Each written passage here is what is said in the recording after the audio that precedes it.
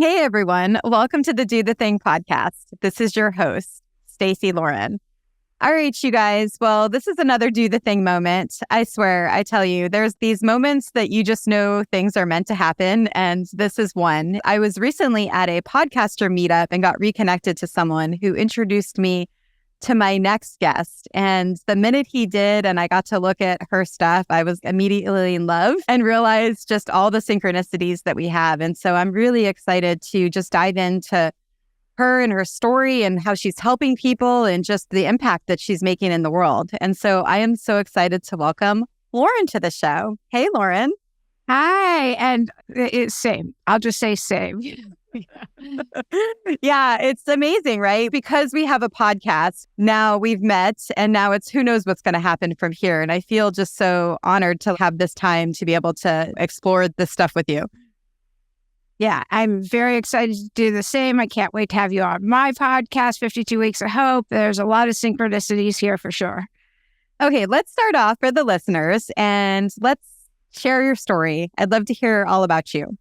Okay. Well, I'm an attorney. I am an employee rights attorney, and I don't usually talk about it, but because of the research I did into you and what you do, I have to say I just started my practice. And when I started it, after a while, people were like, well, weren't you worried about this? Weren't you worried about that? Weren't you? And I said, no. And if I had thought about and worried about all these things that people listed to me, I never would have started my practice. I was just really excited and I wanted to be in court all the time. And I would go to all these burned out attorneys and say, can I go to court for you? Can I go to court for you? Can I? Yeah, and I was really just biding my time till I could go to the DA's office. I had been appearing. They had a special program and anyway, once I got sworn into the bar, I had a period of time until the interviewing process anyway. And so I was just running around and it started I didn't plan, life unfolds a certain way anyway. And I just started my practice and I never went to the DA and it all just kind of unfolded and I would just run around and no, I didn't worry about this list of things that people had for me. And I just went for it and it was exciting. It was fun. I would just go to the law library and research things and sit on this office floor of a friend. And so when my podcast, I didn't plan on a podcast. This is where you'll see a synchronicity. I had started a book. I went through I call it a dark night of the soul. And I'm not a depressive type, but I went through everybody goes through it. Nobody gets through this life unscathed. And when I got through it, I was like, what the hell was that? Because I'm somebody, I write gratitude lists all the time. I'm always so grateful for my life. And so when I got through it, then I was like, why are we here? And what's the meaning of life? And I thought, all right, I'm just going to go and ask a much older demographic that question. They say nobody on their deathbed ever wished they worked harder or made more money. So I was going to go and ask these people, okay, tell me, what have you gleaned from living life? What is the meaning of life? I want to know. And I'm not a DIYer, but I thought I'll ask a person a week for a year just for me. And that's as close as I get to DIYing, if that's a word. I just made it one. And I started doing that. I was a single mom, raising my kids, busy, giving back in my community and doing all the things that we do. And I started just interviewing a person a week of a much older demographic. And people would divulge really personal information to me. And it was so rich and so good that after about 2.5 months, there started being common themes. And I was like, this is so good. I need to pass this on. And I thought, I'll write a book. One of those books where you open it up, you're like, that's just what I needed to hear. Or you close it, you open it again, and I'll call it 52 Weeks of Hope. And then the pandemic shut everything down. So I thought, okay, I'll start podcasting. And then I wasn't limited to LA and I could talk to people all over the world. And that's how that started. And actually, just as a little addendum, after 1 year, I took because I ask everyone for a message of hope at the end of the episode, and I compiled all my messages of hope. There's 8 overarching themes, and I call it the meaning of life. And I was like, okay, so now I know. Anyway, so. Yeah, it's amazing when I hear your story because that's really what I did. It's so weird, but it's just a different way. Sorry, my dog's apparently really driven by this conversation. For those of you that are listening, she just jumped up on the chair, which she's never done while I'm in a podcast. Do you see her? She's just like, Yeah, I can see her. Yeah, she's anyway, very cute. I know. But anyway, okay. So yeah, it's like the part of the unfolding. Let's start there. And it seems like it worked that way both for your law practice and for your podcast and for what you're doing now. Yeah, I mean, I love what I do. I feel like I help people. And that was the whole thing. If I can help one more person feel not alone or keep going for one more day, that's worth it to me. And if I ever lose sight of that, then my ego's gotten in the way or something else has gone wrong, gone astray, because that's my whole point. How do you get through that uncertainty period where you don't really know what's happening because you're so sort of moving through it and things are just happening for you? Well, I really trust my gut instinct, and journaling and meditation are my two best tools. They're the ones that really give me clarity and help me the most. I wish I would use them like chocolate. They make me feel the best. Chocolate's easier and faster. It's like exercise is so good for you. How come I don't do it obsessively? But yeah, but those are the things that they just help me, and I get so much from them. So when I'm in uncertainty, I just keep going. You just keep putting one foot in front of another, and energy towards what it is that you can see you want. Just keep going, even when I don't even know why I'm doing it anymore. You just keep going and the right things happen. They just do. Energy towards your dream, even 15 minutes a day, it's like the field of dreams. If you build it, it will come. It's that kind of a thing. It might not be on my timetable or you have to pivot a lot in life, but it happens. It just does. And you mentioned the dark night of the soul. So I also had one of those, although I called it my breakdown. Yeah, whatever you want to call it. But I like yours. I like your name better. You're on the floor, however long it takes. Yeah. Exactly. Yeah, just the lost time. I'd love to just kind of hear, how did you move yourself through that time? Well, it's interesting because I can remember, and I was in a spinning class. And this woman, Angela, she's so motivational, and it was pitch black in there, the music blasting, and Angela Manuel Davis, Oprah took her on the road as a motivational and everything else, and she's like doing her thing, and I'm in the back row. I was always in the back row, and it's pitch black, and I'm crying, and I'm crying, and I'm crying, and she's going, I don't know who I'm talking to right now, but somebody needs to hear this. And I don't know what she said, but something shifted for me, and I knew I was going to be okay. It wasn't instantly, but I knew I was going to be okay, and I just kind of kept going. And again, putting one foot in front of the other, baby steps, whatever it was. And I just kind of went back to work, and my best friend knew what was going on, and she kind of sat with me that day. I was just having everyone goes through it. Yeah, it was my turn.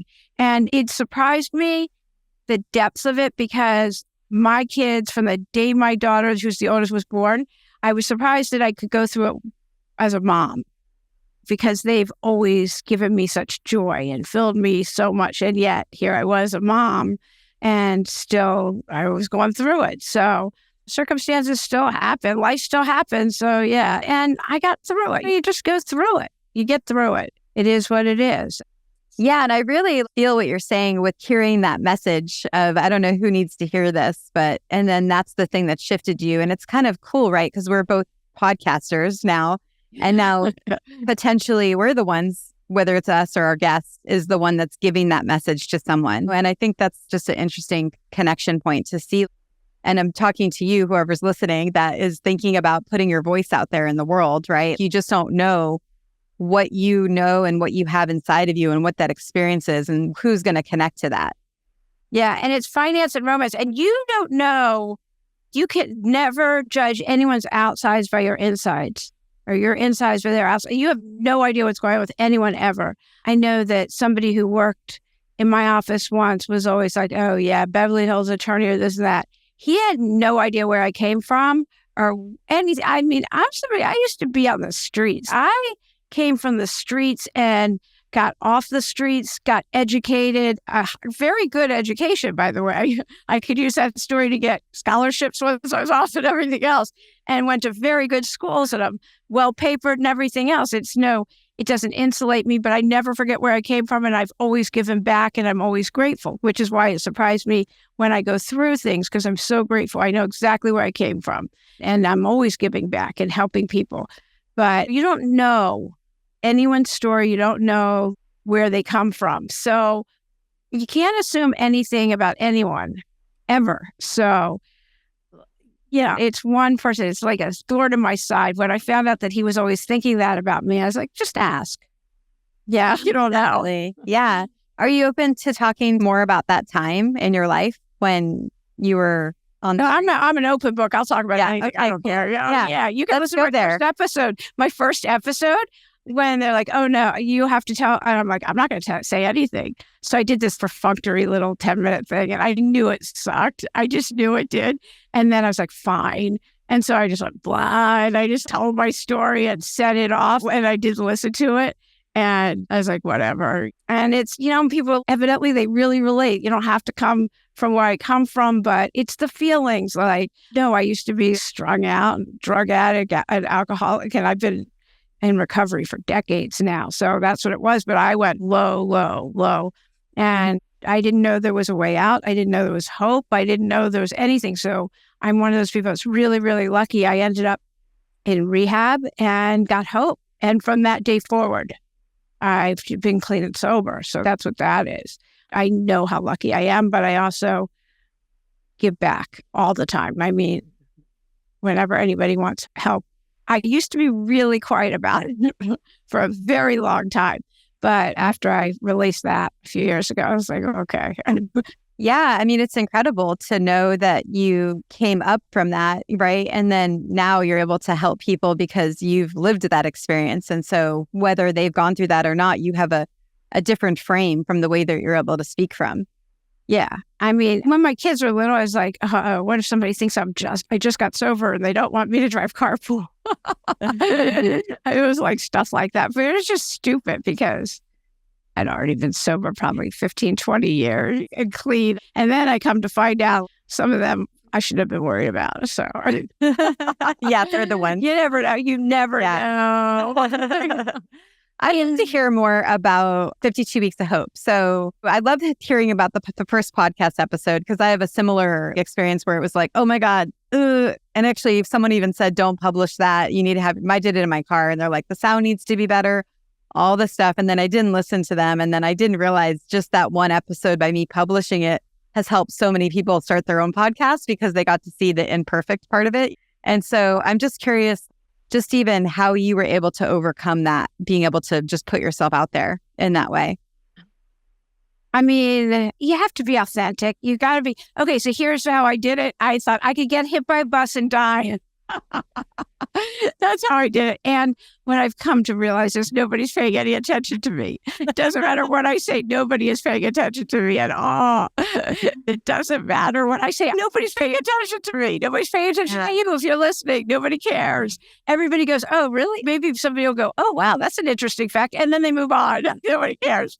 I can tell you, really, the thing that you cringe the most about yourself in your life, first of all, it may help somebody else that you've gotten through it, but nobody cares. This is the thing I've learned the most. Yeah, that's so true. It's so true. I remember my YouTube channel when I first got that going and my picture was all over it. And I'm like, oh, that is awful. And how I just thought it was horrible because it was, I don't know, the self-promotion on it just seemed terrible. And then I ended up changing it because all the thumbnails had me on it. And I'm like, that is just weird.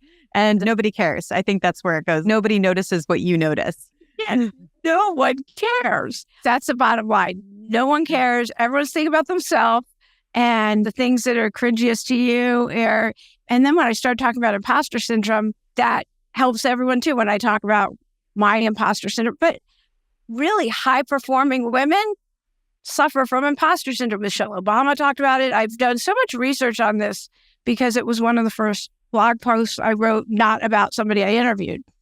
I'm a lawyer, so I'm used to research, so it's no big deal. And Sheryl Sandberg, it's in her book. Meryl Streep, no matter how many movies she made, she's like, I'm going to get found out this time. I can't act. It's really incredible. I can remember 10 years practicing law, walking down a corridor of the courthouse thinking, now they're going to find me out. Yeah. 10 years. What would you suggest to someone that is feeling that imposter syndrome? What would help them?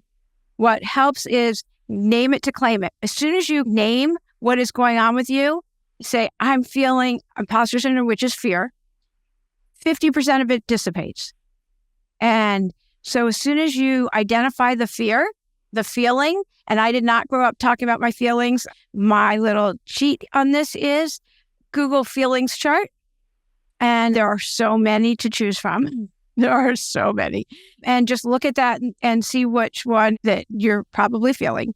And then close your eyes and see where in your body you're feeling it.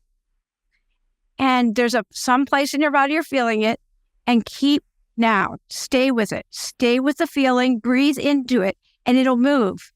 And if you can stay with it and feel it all the way through your body, you're going to have new neurotransmitters.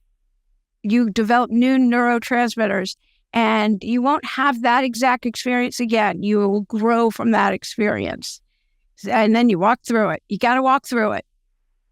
Yeah, especially coming from a society where we're told to suck emotions in, and it's hard to really show yourself. And what that's doing is it's getting you to really feel it and then release it and then be able to move on from there. Yeah, no, that'll come out some other way. If you don't feel your feelings, it's going to come out in your health. Yeah. So I've learned so much since I started my podcast. It's unbelievable. I have the plethora of information of this now. No, you got to breathe into it. Your breath. I've interviewed so many breathwork people and breath-related people. Your breath is huge. Yeah. Do you think, because like we talked about we both had this dark night, right? Do you think the podcast is what helped you also get out of it? You heard that person talking and that sort of let that injection, but is there something about that activation of voice and then being able to connect with others that sort of has helped you evolve to another level? Oh, absolutely. I mean, I've gotten so much knowledge. And okay, so the number one message I got from elders is we need community. They were always like, you young people have to put down your phones, which I love being called a young person, and connect with each other. And so I could end up on here with you. We could be on here like this weekly, right? And we could manifest anything we want, right? And we could feel like we're BFFs after such a short period of time because we see each other on Zoom and everything else. It's not the same as physically being together. We need to physically be together. It's the human experience. And I work from home now. I do not have the human contact I used to have. And when I'm with a lot of other people, I get charged, I get energized. I'm like, oh yeah, this is what we need. We need to actually hug each other hello and do all of this. And we actually need that kind of community. And you have to find ways to get that again. It's why loneliness is such an issue and everything else. It's about having community because I feel like I'm on Zoom with so many people and I'm talking to so many people and I'm getting so much information. But unless I'm physically with other people, it's not the same. So the number one message in the blue zones where people live the longest, the healthiest, and the happiest. Why do you want to live a long time if you're not healthy and happy, right? It's because they're physically together.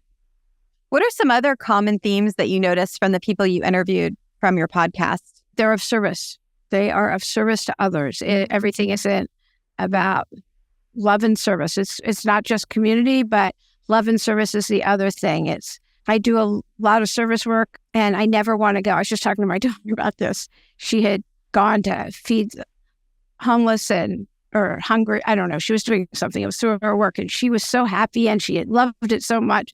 And I go, you're backing up what I just talked about on my podcast about self-soothing and everything else, that 100% of the time you feel better. You feel better. I don't care if you don't have time. I don't care about any of that because I talk about the overwhelm and burnout and all that. And you will feel better 100% of the time if you go and help others. I can't. What would you suggest to someone listening that is like, okay, yeah, I want to do that. I'm hearing what you're saying. What would be a good step for them to just take action? There's so many. It depends where you live, but feed the homeless, feed the hungry. There's so many ways and places to do that. I mentored a girl in a high school. She was high achieving in an underperforming school. And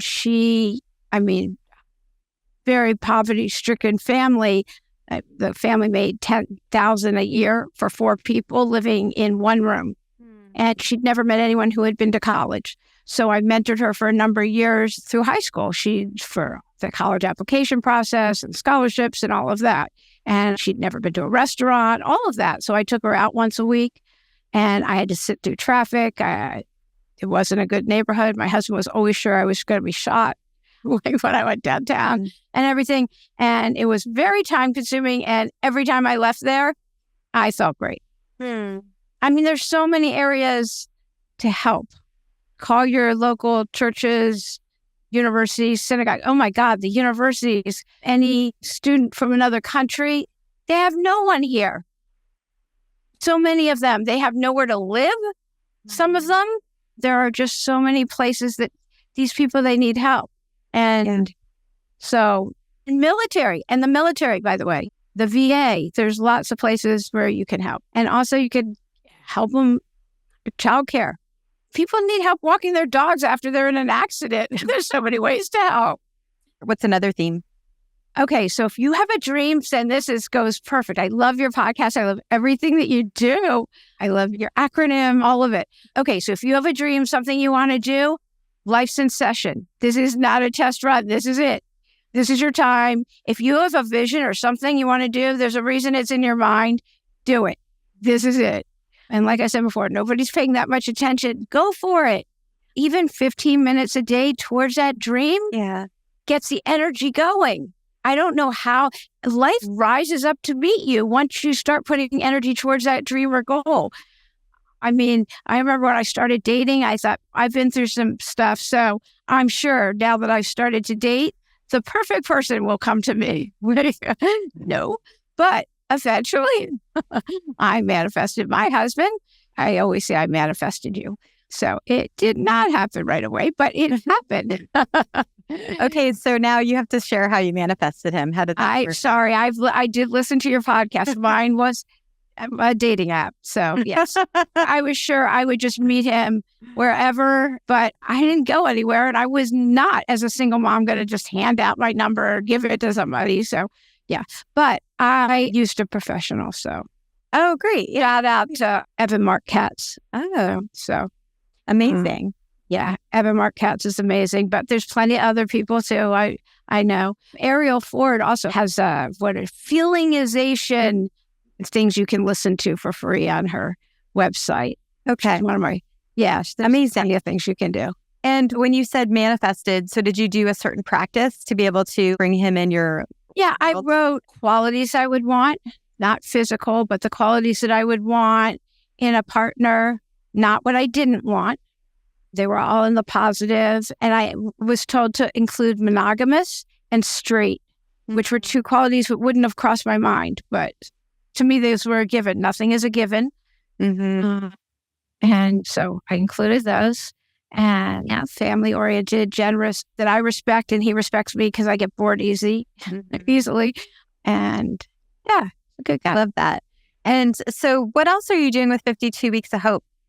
So I've done a little bit of a shift for burnt out, overachieving type A people who have forgotten the pause, because answers emerge in the pause.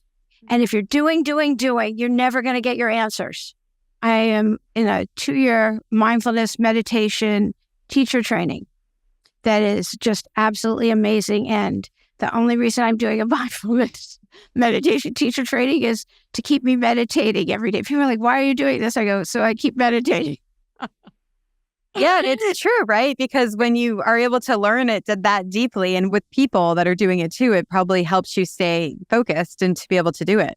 Yeah, absolutely. And plus, I love the people that are in the program. They're all over the world. And plus, the teachers are just like, it's with Tara Brach and Jack Kornfield, if you know them. But anyway, it's amazing. But I would walk and hike and stuff, listening to Tara Brach anyway. But when you just breathe and take that, it can be 3 minutes, 5 minutes, or take a walk around the block without a device, which is really hard because especially if you listen to podcasts or if you have things you have to listen to catch up on or anything like that, it's really hard to take a walk without a device. Even something like that, that's when you get such good ideas. Right. Answers emerge when you don't have a device. I mean, I get great ideas in the shower because there's no device. Or if I'm in the car without anything on, it's always when I can't take notes, like shower or the car. But anyway, it's taking those few minutes. It could be 3 or 5 minutes of just closing your eyes and set a timer and being quiet. And there's so many studies on it. It's unbelievable. So, yeah, I love what you're doing because it is hard when you're in the fire, right? And you're working hard and kids, whatever it is going on. And you can't even breathe because you're so busy and you have all these moving parts and taking care of this person and taking care of that thing. And then all of a sudden you're getting people to pause, right? And be able to take that moment. And that's when that space happens. That's when you're able to be like, wait, what's happening? What am I even doing right now? yeah, that's when the download occurs. Or you feel like you're not aligned with who and what you're supposed to be. And something's off. There's CEOs who are so lonely, or you're in this job that looks so good from the outside, but you're not happy.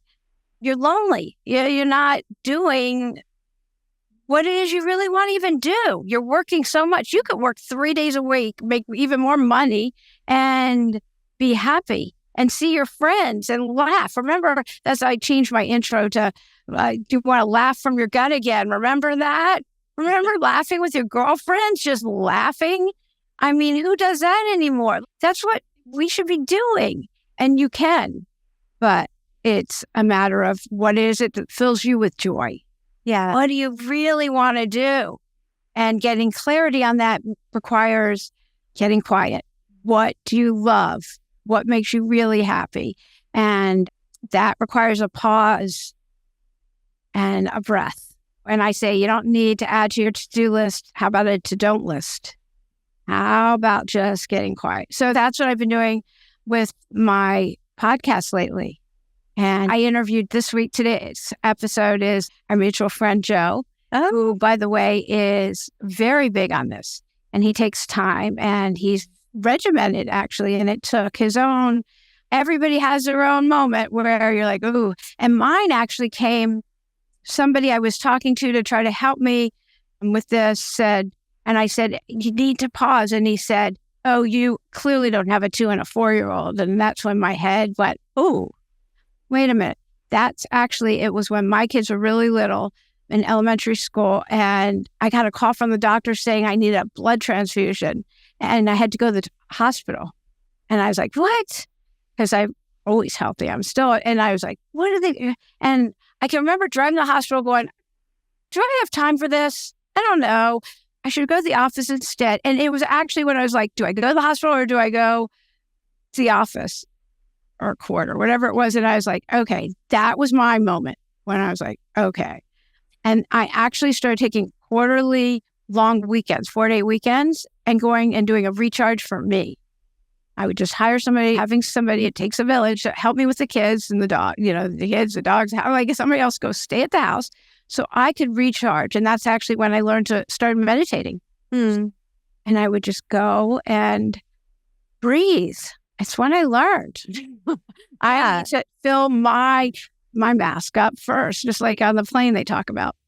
So someone's listening and they're in the middle of it and they're just like, yeah, Lauren, that sounds great for you, but how in the world can I do that? Let's talk to that person. Right. And actually, I just did an episode on this. So that's what I said. Yeah, good for you, Lauren. And what I say is get quiet for 10 minutes.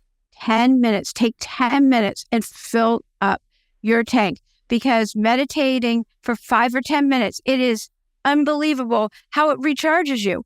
And before we were work from home attorneys, we would meditate in my office in the afternoons. It was not required. It's not like, you don't work here anymore if you don't do it, because it was my office. It was completely up to you, but I'd be like, yeah, but you might want to. And it's a recharge. It doesn't sound like, yeah, right, I'm going to fall asleep if I do that. No, it actually recharges your batteries. So I'm determined to put just some recharging how to meditate. I'm not just some guided meditations, 5, 10, and 15 minutes on YouTube, just to prove my point. Yeah. Yeah. Just to recharge your day or reboot your day. That's what I was going to just. Oh, I like that. Yeah. Reboot your day. Yeah. So what are your dreams with 52 Weeks of Hope and where do you want to take it? Well, I would like to do a few masterminds a year. I'm never going to coach. I'm very clear I'll get other people to start coaching. And I do want to start live streaming meditations and live streaming with somebody else. I think it'd be really fun to start. I like live streaming. It's easy. You don't have to edit. Right. Yeah. Or re-listen or do anything. Live streaming. That's so easy. Yes. Live streaming's easy. And I want to finish my book. I have not written my book. But I was listening to your different challenges and I was like, oh, that's so good. So, and I think I'd like to create more community and do challenges. I mean, I love what you're doing. I just think it's amazing. Every episode I've listened to of yours, I just love. Oh, and it starts my head just going, everything's firing. So that's so cool. I love doing the podcast. It's just something I really enjoy doing. So yeah, I'd love you to share what you love about it, because I feel like a lot of people don't realize the power. There's people listening that have a podcast and they're like, oh yeah, I get you. But then there's other people that don't realize the power that it can do for your personal growth and for so many other things. I get to meet the most interesting people. It is unbelievable. I listened to Andre Norman. Okay, go listen to his and be like, okay, now I get it. Andre Norman was in prison for life. Okay. And I mean, it's unbelievable. And he's now a motivational speaker, which I did make when I asked him for his message, I hope he turned around to me and goes, if you're listening to this right now, you've got a chance. If people live across the street from me, they don't have a chance because it's a cemetery. And he went on this whole message of hope. He was in prison for life, trying to be the number one prisoner, whatever person to be afraid of. And when he was almost number one, he was number two and almost the most feared. He had his moment. Wow. And he ended up going to anger management. He ended up getting an education. It's an unbelievable story. And he's out and he helps people, and he speaks at Oxford, MIT, and you name Richard Branson is one of his. He is the most unbelievable. I got to meet him. Okay, you listen to other people I have talked to, but not just that. I also know that when I break hard, that's trauma. I thought trauma meant you have to be molested as a child or something. Breaking hard means you go with your breath. And that gets stored in my body, and that I need to breathe. That everything gets stored because I did, these breathwork people, and that everything's a trauma. And so I have to watch my breath and make sure I'm breathing. So everything that's going on, I'm like, am I breathing? And everything. And so I'm a healthier person, and I get to meet people like you. And so I talk to the most amazing people all over the world. Yeah. And first it was different religious leaders, and I have no religious background. I'm not trained in religion. I mean, now I am somewhat, but I didn't grow up with that. And I got to talk to an imam, which I expected him to have all these religious robes and scarves or something. And he came on and he looked like a dad from Arizona, which he is. But he was the most amazing person. And he said the easiest way to get over prejudice against Muslims is to meet one. And he talked about how he does that. It was such a fascinating conversation. And that was one of my first 10 interviews. And amazing. It still is with me all these a few years later. That is why. Is that enough? Yeah. Oh, that's amazing. Okay. Yeah. Okay, Lauren, I'd love to hear your number one piece of advice for people on doing the thing. Oh, gosh. You just put one. Just go. Everything always works out. It just does. It might not be on your timetable or the way you think it will, but it just does. I have interviewed people with horrific stories, and they've gotten through it. Everyone goes through it, and yet they keep going. And they keep going with grace and dignity and helping others, because that's what we're doing here. If you're listening and you're drawn to this, that's what you're doing. And you have a dream and a goal and something you want to do, clearly, or you wouldn't be drawn to this. So you can do it. Everyone has their own unique voice. Everyone has their own unique handprint. No one can do what it is that you can do the way you can do it. And so you have that dream and that thing that you can do, and it's in your head for a reason. That Angela Manuel Davis, she'd say, God gave you that dream for a reason. I can't do her whole thing quite like, but I heard her say it enough times for enough years, like, you have it for a reason. Use your gift. Yeah. And then, okay, someone's saying they're hearing us and they're like, okay, but I'm scared and I don't know what I'm doing and I don't know what to do. Yeah, what do we say to that person? Yeah, you do. Yeah, you do. Get quiet. That's where the pause comes in. Okay, so here, I don't know how I went my whole life without knowing this, but I got to learn this in my teacher training class. Put your hand on your heart. It's on my How to Overwhelm and How to Self-Soothe podcast. Put your hand on your heart and breathe. Just breathe. And know that whatever you're feeling belongs and you're okay. You're okay. You've got this. And then write on the top of a piece of paper, what's my first step? And just start writing. You know, you don't have to ask a million people. You ask somebody who's done it before you, of course, but don't start asking a whole bunch of people, what do I do? What do I do? What do I do? Because you'll get all of their opinions. But you know, you do, you know. And so just write and then take an action. If you have to pivot, you pivot. You're going to have to pivot sometimes anyway along the course of what you're doing. But you know what to do. And please share where people can find out about you and if there's anything specifically you're kind of working on right now that they can join. Yeah, well, you can go to 52weeksofhope.com, the number 52weeksofhope.com. And I've got a couple of things that you can do. I do have an ebook that you can work your way through anything you want to do. It's specific for work, relationships, where you live, any of the major players, types of things, and you can write it out in there. That's free. But there's also a scorecard. I've quantified the personal development space so you can give yourself points. You're just trying to do a little bit better each week than you did the week before. You get points for meditating or for being of service or journaling. There's a bunch of different things that you can do. That's free. It's all on the website. And so are all the podcast episodes. So. Yeah. So good. Thank you so much for coming on. This was so much fun. I know. I love what you're doing here. I love your community. I love your podcast. I love your book. I love all of it. Thank you. I love what you're doing. This is exciting. I'm excited to have this connection with you now. It's really great. Yeah, same. Co-creation is in the works. Yes, absolutely. And for the listeners, do the thing. Don't wait for opportunity. Create it.